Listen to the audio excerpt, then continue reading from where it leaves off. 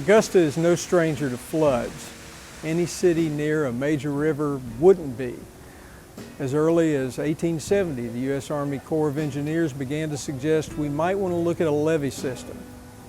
1908, the flooding downtown, much of it preserved in often comical photos of people clowning around in the downtown streets, caused a lot of flooding. Unfortunately, several people died, and after that flood, we began to talk about coming up with a levee to protect the city. The levee was a good idea until 1929. 84 years ago, we got hit with a flood that they still talk about. When we come back, I'll tell you about that.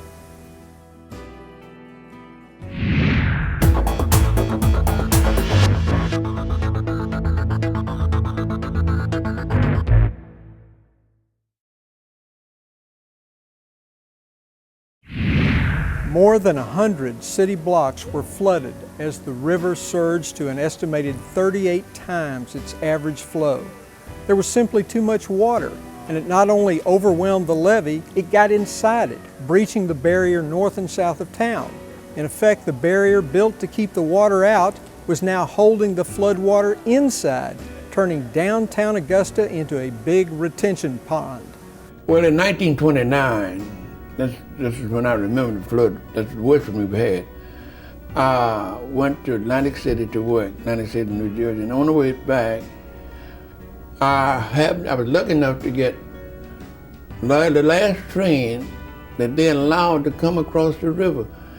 And the level of the river at that time was almost up to the train track. And the train just crept across. Because at that time, South Carolina was flooded, Georgia was flooded, and we managed to get out. And the levee was there then, but it wasn't as high as it is now. The stock market collapse that same month was almost an anticlimax. And despite the nation's financial challenges, Augusta spent 1930 strengthening and improving the levee.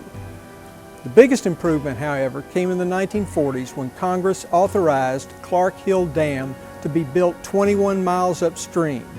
You would think that improvement and the later addition of upriver dams Hartwell and Russell would take care of Augusta's flooding worries. But then came 1990. The Chronicle reported that 12 hours of pounding rains triggered flash floods throughout the Augusta area, killing at least 4 and forcing the evacuations of hundreds more.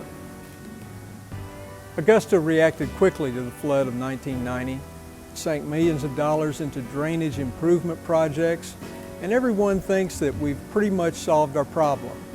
But then, we've thought that before.